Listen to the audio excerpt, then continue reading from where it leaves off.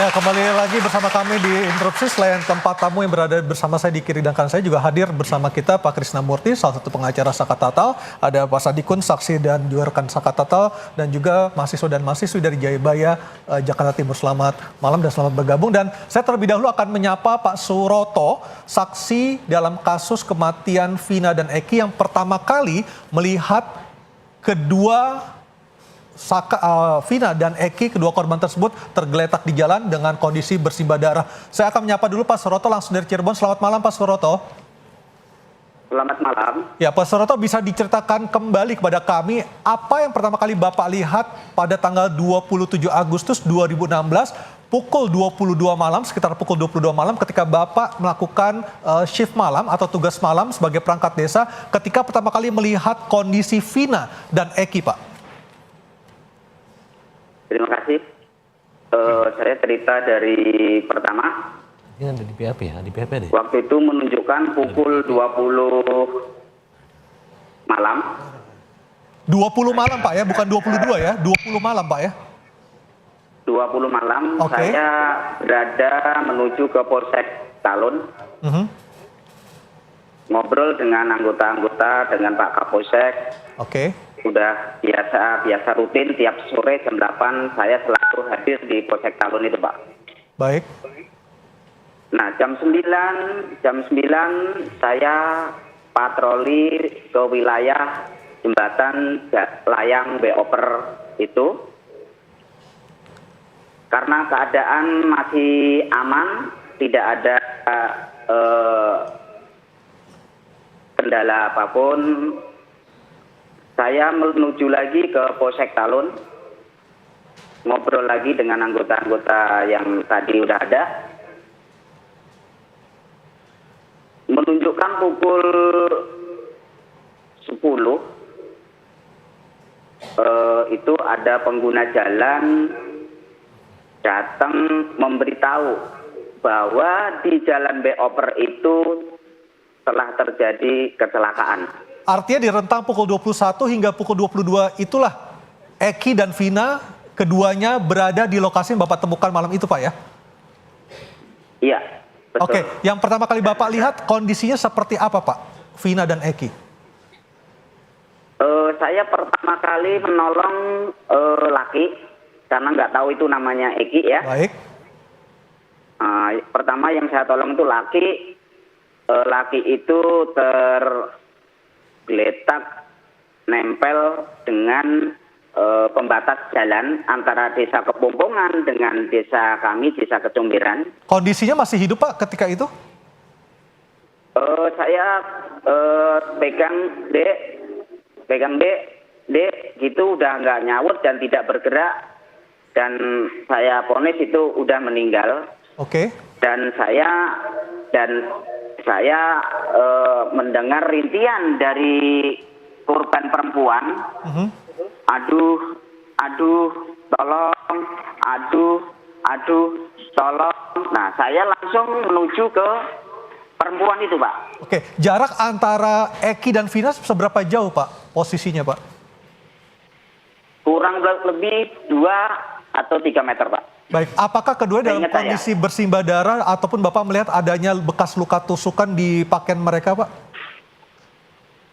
Kalau di pakaian saya tidak begitu merhatikan, yang jelas Eki mukanya itu udah berlumuran darah. Oke, sedangkan Vina seperti apa, Pak, kondisinya? Sama, Pak. Masih menggunakan helm, Pak, keduanya, Pak? Enggak, yang menggunakan helm yang laki. Oke, apakah Bapak melihat kondisi motor di sekitar lokasi, Pak? Motor itu dari kedua korban itu kurang lebih 5 atau 6 meter jaraknya. Baik. Ada di atas. Kondisinya seperti apa, Pak, motornya? Apakah Bapak melihat bekas tabrakan atau bekas menabrak beton ataupun pembatas jalan, Pak? Tidak ada. Motor masih bagus. Motor masih bagus, Pak, ya? Betul. Dan tidak ada motor lain selain motor yang Bapak lihat malam itu di sekitar Eki dan Vina, Pak? Tidak ada. Tidak ada. Oke, baik. Bapak tahan dulu Pak ya, kita masih akan terus berdialog dengan Bapak. Saya ke Pak Nikolai dulu. Pak Nikolai, apa yang bisa Bapak dapatkan resume dari kesaksian yang dikatakan oleh Pak Suroto tadi, Pak Nikolai? Saya melihat saya nyambungkan ya dengan apa yang dikatakan oleh Rasman tadi. Katanya ada tiga TKP ya. Ya. Nah, saya ingin bertanya kepada Pak Suroto. Pak Suroto di TKP yang keberapa? Silakan Pak Suroto, posisinya. Saya di TKP yang tengah. Berarti TKP kedua. Yang ada kurang tahu Pak, TKP yang ke-1 di mana, TKP yang ketiga di mana. Saya nemukan itu TKP yang posisi ada di tengah, ada yang tiang listrik begini tuh.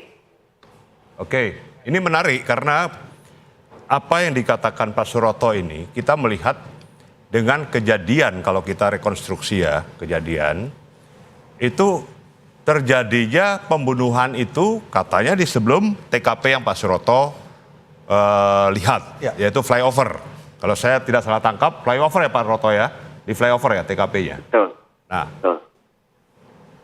permasalahannya ketika dikatakan bahwa yang membonceng si korban Eki dan Vina itu orang yang bernama Andi ke flyover, ya kan? Nah, selanjutnya Andi menghilang entah kemana, buron, Sampai saat ini. sampai saat ini, dan terakhir dikatakan itu fiktif. Padahal dalam putusan pengadilan ada, dakwaan jaksa ada, nama Andi. Nah, ini menjadi tanda tanya besar. Kalau saya melihat bahwa Andi ini adalah saksi kunci, sehingga tidak bisa dia dikatakan fiktif. Itu pertama. Yang kedua, perlu saya sampaikan, setelah kita meneliti membaca visum et repertum yang dikeluarkan oleh kedokteran Bidokes Polda Jabar ya, yang ditandatangani oleh Dr. M. Ihsan Wahyudi, spesial forensik. 2016 Pak ya visum. Ya, 2016. Kesimpulannya pada mayat laki-laki berusia sekitar 16 tahun, tampak mayat dalam kondisi membusuk, terdapat tanda-tanda trauma tumpul pada kepala berupa patah tulang, atap, tengkorak bagian dengan depan dan belakang, patah tulang dasar tengkorak, patah tulang rahang atas, dan patah tulang rahang bawah yang dapat mengakibatkan kematian. Artinya tidak ada luka sayatan maupun luka tusuk Pak ya? Di sini Tidak dalam disebutkan, ya? forensik ini, dalam visum ini tidak disebutkan adanya luka tusuk. Itu pertama. Yang kedua menjadi tanda tanya saya, tadi Rasman katakan ada pelecehan seksual. Sebutlah itu yang berkembang di luar adalah pemerkosaan. Ada ruda paksa ya? Ada ruda paksa pemerkosaan itu. Pertanyaannya, seperti tadi juga siapa namanya? Marwan tadi sampaikan bahwa ada samurai. Pertanyaannya, kalau luka tusuk menggunakan samurai pasti dalam. Betul. Kemudian kalau terjadi ruda paksa ya, atau pemerkosaan lah bahasa sederhananya, pasti ada bekas sperma. Dari sperma itu, kalau betul ini diadakan uji lab krim atau visum, dari sperma itu bisa kita dapatkan sperma milik siapa yang telah melakukan pemerkosaan. Problemnya sperma itu tidak pernah diperiksa DNA milik siapa. Itu yang menjadi permasalahan, salah satu kejanggalan yang akhirnya kami dari Pradi, dari tim hukum Pradi itu mau mendampingi mereka karena kejanggalan-kejanggalan ini. Itu pertama. Yang ketiga, itu bahwa sebenarnya kasus ini gampang sekali untuk diselesaikan. Memakai rumus si abidi bami. Artinya Pak? Artinya, si itu siapa sesungguhnya korban atau target korban? Siapa sesungguhnya orang tua atau keluarga korban? Siapa sesungguhnya pelaku? Siapa sesungguhnya orang tua atau keluarga pelaku? Siapa sesungguhnya saksi atau keluarga saksi? Siapa sesungguhnya orang yang pertama kali melihat kejadian? Siapa sesungguhnya orang yang pertama kali menolong? Itu bisa direkonstruksi semuanya. Oke, saya balik ke Pak Suroto lagi. Pak Suroto, apakah Bapak tadi mengatakan ada pengendara atau pengguna mobil yang melaporkan pada Bapak ada 2 orang yang tergeletak di sekitar jembatan yang Bapak temukan malam hari itu? Apakah Bapak mengenali siapa orang yang pertama kali melaporkan itu, Pak? Ciri-cirinya, Pak? Masih ingat nggak, Pak? Tidak tahu, Pak. Tapi mereka menggunakan mobil, Pak, ya? Motor, bukan motor. motor. Oke.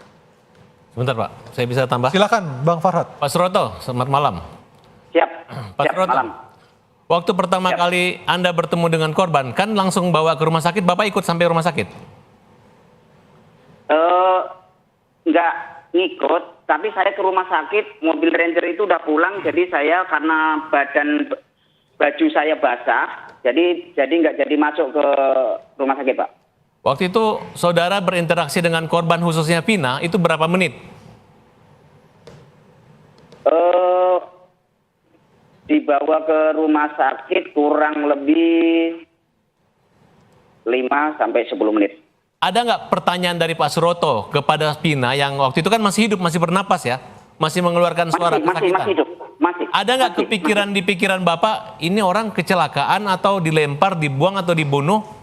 Atau apa? Sehingga Bapak bertanya, kenapa Dek, kenapa Nak? Atau dia mengatakan, tolong Pak, saya dibunuh, saya dilempar atau apa? Ada nggak komunikasi seperti itu? Saya cuma nanya, Dek, tadi kenapa jatuh apa kenapa? Jawaban mereka cuma, tolong Oke. Pak, tolong Baik. gitu. Pak Suroto, kita masih akan kembali lagi sebentar. dengan Bapak usai pariwara. Saya Bang sebentar, Rasman, kita break dulu. Kita akan kembali lagi dengan Pak Suroto untuk menggali lagi seberapa besar juga kesaksian dari Pak Suroto yang bisa kita manfaatkan untuk mengungkap kasus kematian Vina dan Eki. Interupsi segera kembali.